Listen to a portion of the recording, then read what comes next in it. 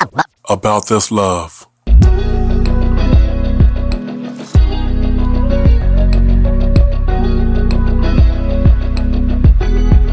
About this love. How you guys doing today? You are tuned into About This Love podcast with myself, Dale, and my beautiful wife, Sherelle, coming at you from the Baltimore area. Say what's up to the peoples. What's up, peoples? We hope you guys had a good week, good weekend. We know that Thanksgiving just passed by. We pray that everyone had a joyful time, got their bellies full, and didn't eat too much. And definitely enjoyed like time with your family and friends, and didn't get sick. Yeah, most definitely hope you didn't get sick. Oh yeah, that would have been a bust. But without further ado, for today's podcast, we did want to cover the topic of is it worth getting married in today's culture. And for this podcast, we put out a poll on our Facebook page and on our Twitter. So if you're not following us on Twitter, follow us on Twitter at About This Love 1, and on Facebook it's About This Love 211. And you can definitely all those links will be in the description below, so you can get access to those things and stay up to date with what we do and whatever we post. I'll let my wife start us off today. Yeah, so you were saying you wanted to talk about like, is it worth getting married in today's culture, like with today's culture? Yeah, it seems to. I think we're coming upon a culture. And I was telling a buddy of mine this the other day that like 5 to 10 years from now, I feel like marriage will actually. I don't want to say be obsolete, but it won't be as popular as it once was in our time, or should I say when I was a kid, Oh yeah, because I was going to say I was going to ask you, what is the culture?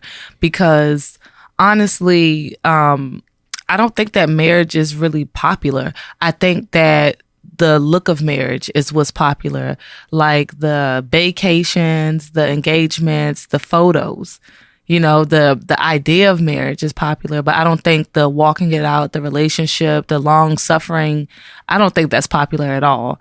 And I mean, why would it be? Because, it's what I said, is suffering. And I think we are in a space now where people are afraid to get hurt. They are afraid to be vulnerable, and they don't know who to trust. And so because of that, it's like, well, I don't want to be like my great grandmother or my grandmother who stayed with, my grandfather who had like 5 other families or 5 other wives that we found out about at the funeral kind of thing, Yeah, I understand. And I mean, a part of me doesn't think that, I don't think that people are attached to the actual marriage, like far as the commitment. What you said, the vacation. What I wanted to say was, I think what people are, what it is people are just unprepared for marriage. And I think a lot of that just goes from a lack of representation. And what I mean by that is like a lack of having seen marriage play out before me, never having seen people in a marriage have conflict, never seeing people in a marriage having conflict and how they resolve that conflict. I think that's actually what people are. I don't think that they're afraid. I think the reality is that people are just unprepared, especially when you think about just the traumas that people have from childhood and the other traumas that people may pick up from being in different relationships with people. Like a young lady that I actually used to talk to had posted on her Facebook that she was in a relationship with a gentleman, and it ended up into domestic violence. And she was like, I saw the signs, but I didn't want to see. And so, going into her next relationship, there are probably going to be traumas just from if he even flinched the wrong way. She's probably wondering if he gonna knock her out. So I think that just not being prepared and having too many partners is really what's hurting our marriage. I think about everybody wants to be free. I remember a couple of years ago, help me out, Sherelle, about, was it 4 or 5 years ago? Amber Rose was the founder of the Slut Walk. And from my understanding, it was just about sexual liberation for women, and why can't I wear a short skirt with no panties and no bra and I be called a hoe? Or why can't I, be on social media showing my body and, not be labeled a HO? And I think that just the culture itself is what's hurting marriage, is that 1, we're not prepared. 2, we're going into marriage with an unrealistic expectation and not really understanding what it actually entails. Yeah, I agree. So I looked up slut walk because, I mean, to a degree, I understand why this movement was even a movement. And for somebody like Amber Rose, who, I mean, if you don't know who she is, she's just, well, she was, I guess, a lady of the night, I guess, and then she became famous off of, you know, who she was dating. And I know I'm probably butchering, you know, her job description. Well, but for those who really don't know, and if you're like 20 years old, you probably wouldn't know, but she's actually was the girlfriend of Kanye West when he first became famous. And again, that's like when I was in middle school. So a lot of people didn't even know that. Yeah, and she dated like other famous rappers and had a baby by. Yeah, she was married to Wiz Khalifa. Oh man, I hadn't heard that name in forever. But no, so I looked up slut walk because just hearing how you were describing it, I never actually like looked into it. But according to Wikipedia, slut walk is a transitional movement called for an end to rape culture, including victim blaming and slut shaming of sexual assault victims. So I mean, I guess it was something bigger than, you know, just dressing half naked on the internet, as you explained. But right. I mean, I guess I was wrong in what I was saying, but I only said that because I remember early on when the slut walk was popular, she was doing an interview and she was like, well, why can't I walk down the street? Just not, she didn't say half naked, but basically in an attire where people would probably assume a prostitute or somebody would be wearing. Because one of the people who was interviewing her actually brought up that it was like, well, isn't that something that a prostitute or something would wear? But I mean, and basically what she was saying was that because I'm dressed half naked doesn't mean I should be raped. And I agree. I agree 100%. Well, yeah, but there is, yes, I agree as well. And I'm not saying, oh, but you know, I think that movement puts the responsibility back on the rapists, you know, and not to get too much into that and off the topic, but you know, it's actually, I really didn't realize what that was for, or what that movement was like, what it entailed of. So I definitely, you know, I wouldn't say that I'm for or against it, because everyone's story is different. You could be fully clothed and, you know, people undressing you with their eyes. You know what I'm saying? So I get what it is. I get the purpose of why. What I was going to say was that, okay, whatever the intention of it is, you kind of lose the focus when men just see a whole bunch of women half naked. Like whatever the focus is or should be on, it's lost. If all I see is big breasts and booties popping out of shorts and skirts, like whatever you trying to highlight at that point is lost in interpretation. Yeah, I definitely understand what you're saying. And I think it's, you know, in a way a fault of women thinking that men should think like women think, you know, and it's like you guys are very visual. So I definitely understand what you're saying. I mean, that's just like, you know, something that women have interest in. Like we could be headed towards our goal, but then it's like, ooh, like, but I love this. Like this is exactly what I wanted. So why should I work towards my goal? And then you just kind of throw off everything or throw off, you know, things that you've put in place in order to accomplish those things or get what's right in front of you. That's what I was going to say. No, so I get what you're saying. Like you guys men are very visual. So it's kind of like, you know, that it's not really helping. So I definitely agree with what you are saying, but I wanted to kind of get back to, I mean, not that we got sidetracked. I think it's definitely a part of the conversation, because, you know, social media, that's the other thing I was going to bring up as far as like, you know, I don't think people feel like it's worth getting married because social media is such a illusion. It's such an illusion. I was watching. Yeah, but we know that, but we still don't care. You know, we know it and we don't care. And we still, you know, we still try to do it for the Vine, do it for Graham. And I know that Vine is no longer in existence, but we do it for TikTok, we do it for Instagram, we do it for Facebook and Twitter or whatever platform will be prevalent, you know, in the cyberspace, you know, in the virtual world. Metaverse. In the metaverse, exactly. But no, I was thinking that I wanted to highlight that, you know, like what do couples do? What do married couples do after, you know, the posts have gone up? And I think a part of that is, you know, saying to other couples, because you were talking about representation, and it's like what we put out there online may be the only representation that someone's seeing because, they don't get to interact with you. Think about it. Your mother and my mother's generation, they grew up like in their young adulthood, raising children, getting into marriages, getting out of marriages, getting into relationships, starting jobs, buying a new house, buying a new car. They did all of that without social media. Yeah. We are in this amazing generation of being able to still be connected to the people we grew up with in elementary school, the people that we have worked with that one time at that one job. And so now it's like, man, most of these Bamas that I went to school with, they having babies or they're married or they're falling out of marriage. And it's almost like, I guess it still leaves the question, like, what are they doing when they're offline? Because of course you're not connecting with them offline. Yeah. So it's still kind of a mystery in a way. And you only see what they're posting if they're even posting. And so what I wanted to kind of warn couples and, I would tell anybody this who's considering getting married, who's afraid to get married. It's like, don't be fooled into thinking that someone else's highlight reel is their reality 24/7.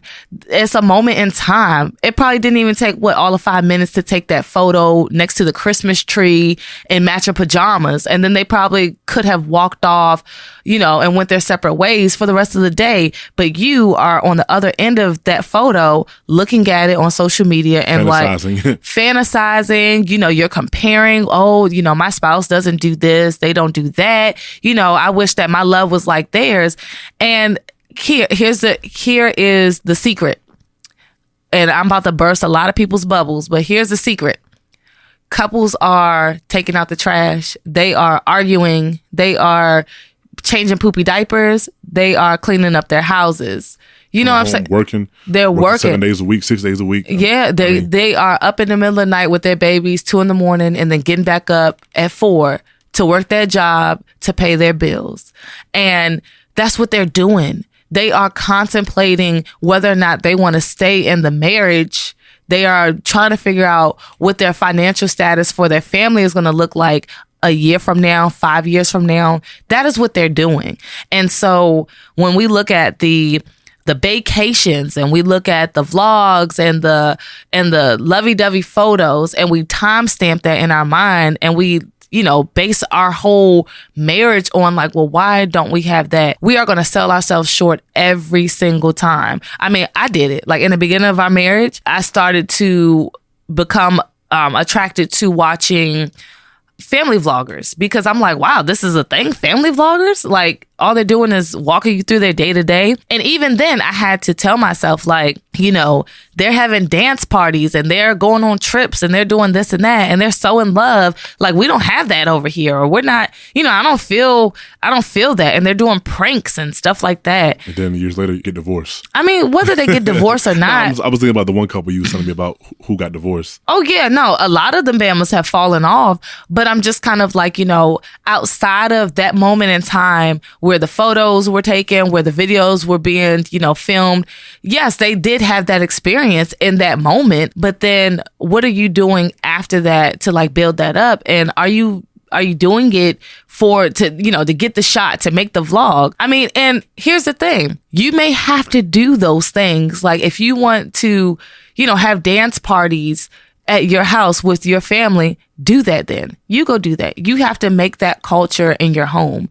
I remember when you and I first got married, and sorry if I'm going on, but I just have so many examples where I've done that in the beginning of our marriage, and that could have led us to contemplating divorce, or that could have led me to feeling like, man, I didn't marry the right person. You know what I'm saying? I mean, I think those feelings are natural. I mean, yeah, they're natural, but, we're adding on to the unnecessary, thoughts and feelings when we are busy comparing what we see online. You already said representation it's already few and far between, but then the ones that we cling to, it's we're clinging hard, and you're not even sitting and taking, inventory on, is this helping me turn and build a culture in my own marriage or in my own home? And can I say something real quick? Mm-hmm. I know I'm going to talk about divorce briefly.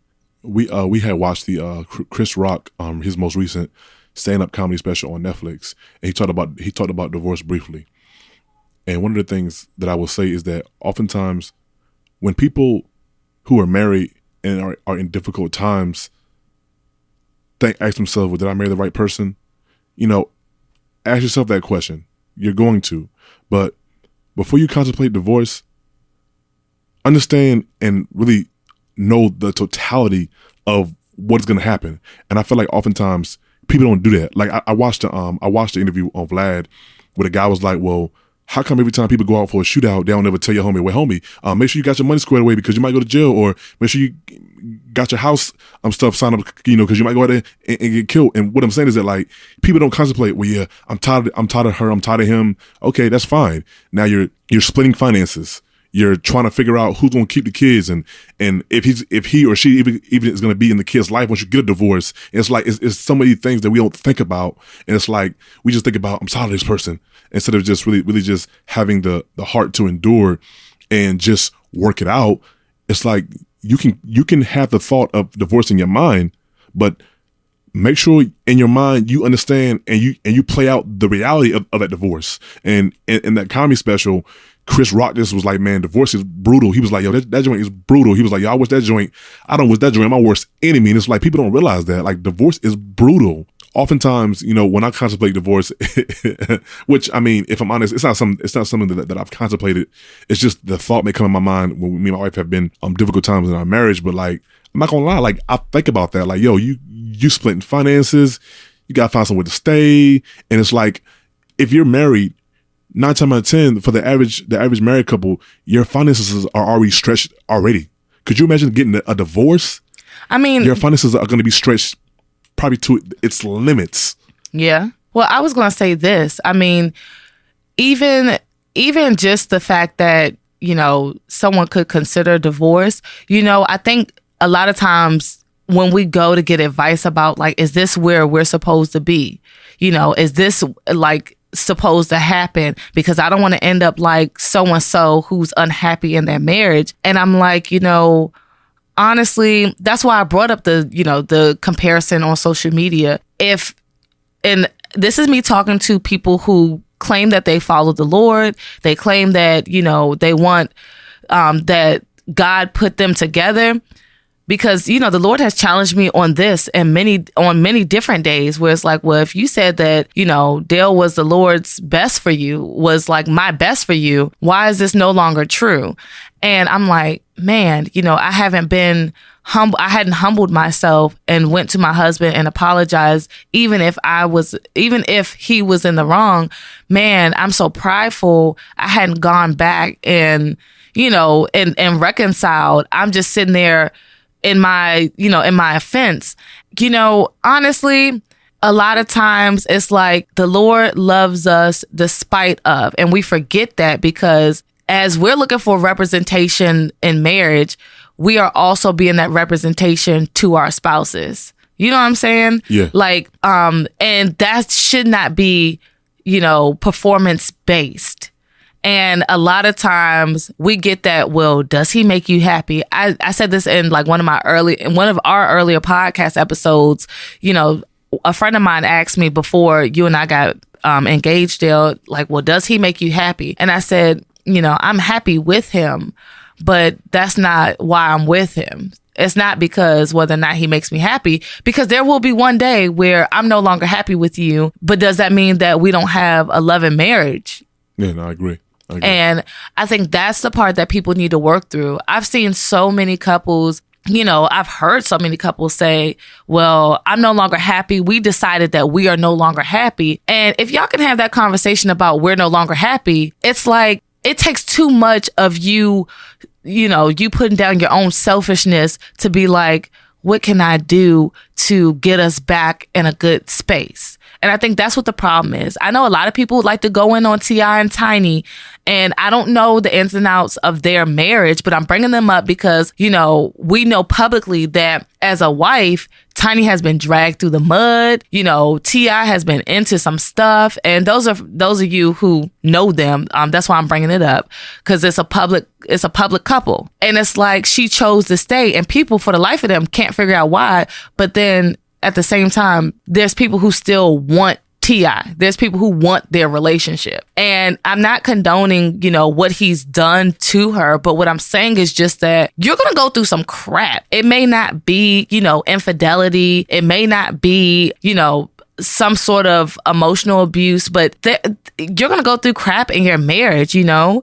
It may be you guys not having a baby. It may be your spouse is immature in a certain area. It may be that, you know, your spouse's family or your family is like has their hands all up in your marriage, and you guys have to work through that. It may be finances, but you know, how are you going to represent the Lord's love, not only to your children or to your friends and family, but to your spouse who you gave that commitment to? Yeah. I kind of want to, I guess ask the question, you know, do you feel like marriage is worth it in today's culture? I feel like it's worth it to those who actually value people. And I say that because I've heard so many people say, oh, I was telling you this the other day. Someone once told me I could marry for money and then eventually fall in love. Yeah. Yeah. And I mean, even when I wasn't a believer or walking with the Lord, I was just sitting there thinking, you crazy. Like, that's about crazy. But I got what, you know, I understood what this person was saying. It was like, well, I could find something that I could love about the person, even if I'm marrying them for money. What if you couldn't? But exactly. But I'm just kind of like, yeah, I'm sure you could find something that you love about the person. I love how you write those checks. I love how you know, pay my jewelry bill. I love how you know, keep the lights on in here or make sure the maids come in. I don't know. 'Cause like, that's not my testimony. But, you know, I was thinking like, yeah, what if you no longer can? And then it's like, well, maybe I'll marry somebody else for money. They got to have money, but then eventually I'll fall in love. So that's why I said I think you got to have love for people. And I say not everybody, but you got to value people. Yeah. And I think that's what we're lacking in this culture. Exactly. I think that we're lacking the value of relationships in this culture. I think that we're lacking the value of people, you know, like people to people. If you see somebody struggling, or you see a pregnant woman walking up to the door and you're just like, oh, she's too far, you wouldn't wait, you know? Yeah. I feel you. Yeah. So that's what I mean. Like, we got to get back to that space where we're like, I mean, for men and women, I don't think it's just a man thing or a woman thing. I think it's a people thing. No, I agree. What about you? Do you think that it's worth it getting married? I think that marriage is worth it for the right people. I don't think marriage is for everybody. It's funny because I was talking to a guy. He was asking me about marriage. And he was asking me if I thought he would be good in marriage, and I was like, no. He's like, why? I said, you're too selfish. You know, I was like, you know, someone like you, I wouldn't see being successful in marriage unless you changed. And I think that's the biggest issue that most married men have to succumb to is selfishness. I mean, I can go on for days about I've even heard men out of their own mouth tell me like, yo, I go home and go in the bathroom for like an hour and watch YouTube on my phone because I want to help with the kids and A, B, C, and D. And I've heard multiple women tell stories about just wanting both them and their husband working and them wanting help with the house, around the house, and help with the kids from the significant other. And it's like, it ain't happening. You know what I'm saying? So I think that, and I do think that selfishness is something that men through marriage learn to come out of. Because I mean, when I first got married, I was selfish too, and I think most men are. So I think for a lot of men, that they have to kind of succumb to that selfishness and get out of it. So I think for the right people, marriage is definitely possible and it is worth it. But I think, you know, in the wrong circumstances, I think it probably would just be best to not marry because if you don't have like you said, if you don't have a heart for people, if you don't have a heart to serve, if you're someone who can't easily forgive and forget, if you're someone who, holds on to things and when someone does you wrong, you want some get back. I don't think marriage probably is for you until you get some type of counseling or therapy. I was going to say, or just mature. Yeah. If you like put yourself aside, I think you have to actually acknowledge that. I mean, because, two things in a previous podcast episode earlier, maybe this year or even last year, we had Dana and Roselda Thompson on. They've counseled us many a times, and they were just like, you got to have a heart of forgiveness in your marriage. And I know you spoke to that just a moment ago, but like, we really do have to have a heart of forgiveness. Yeah. 70 times. It's 70 times 70, right? 70 times 7, whatever the math equation is, you have to constantly, and that's every offense. That's not like for the whole day, the whole week. That's every offense, because that's what the Lord does for us daily, moment by moment. The second thing I was going to say was just that, I said the heart of forgiveness. The second thing I was going to say, to your point, was just that someone had actually asked me that like years ago. They were like, well, I don't think marriage is going to change me. And I'm like, it's not going to change you. You're going to have to want to change. But if anything, marriage just exposes who you really are, to be honest. Exactly. The only thing marriage does is exposes who you are. I've been working for I've worked for people for years, and people always say that pressure busts pipes, and it's funny because we laugh now at when some of the guys at work, we laugh, but some of these guys are so quiet and just so they seem so timid, but the moment they get angry, you mother, I will beat you, and this mother, I'm like, oh my goodness, and we laugh. I'm like, dude, I thought, man, you was quiet, man, where'd all that come from? It's like, yeah. The only thing because marriage is pressure, and pressure busts pipes. Well, and what pressure also does? I mean, you gonna say like diamonds? Yeah, pressure also makes diamonds. Yeah, no. I mean, yes, I agree. But what I'm saying is that, like, I think it takes another person being with you for the majority of a time period of your life for you to really become aware of who you even are. I think that sometimes we're not even aware of who we are until we're with somebody else, and man, you're an animal, or man, you're a savage, or you're very loving and kind and gentle. It's like, it takes another person being with you for a set time period to really help you expose who you are as a person. And it's not bad. It just means, you need work. That's all. Like all of us. Yeah. Oh, like all of us. Exactly. I was going to say that, there's parts of everyone that's like unlovable, right? To another human, but to God, I mean, he know all of that, yeah. And I think it's just, are you willing to be vulnerable enough? And so I think that's a starting ground. Yeah. That's a starting ground. Are you vulnerable enough? Are you willing? And a lot of people aren't willing because they're so afraid. Yeah, that's true. So I definitely enjoyed the conversation with you on today. Is there anything you wanted to add before we end the show? No, I could go on for like hours about this. I mean, honestly, because it's been on my heart. I definitely am thankful that we're able to like ramp this back up, get a podcast going. Like you said earlier in the episode, definitely check out, our Facebook page, our Twitter. Instagram, our Twitter.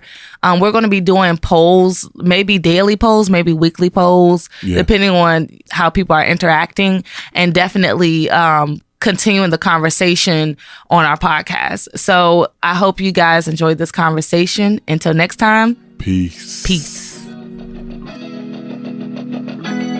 Thank you for tuning into today's podcast episode. Be sure to follow and share your thoughts as we continue the conversation on About This Love's Facebook, Instagram, and YouTube channel. Join the About This Love community on Discord. The ATL podcast episodes can be found on all podcast streaming platforms. If you've enjoyed today's conversation, please consider submitting a donation via PayPal or Cash App to keep our podcast going. Click on the link below to find our podcast and social media platforms. Thank you. Until next time, peace.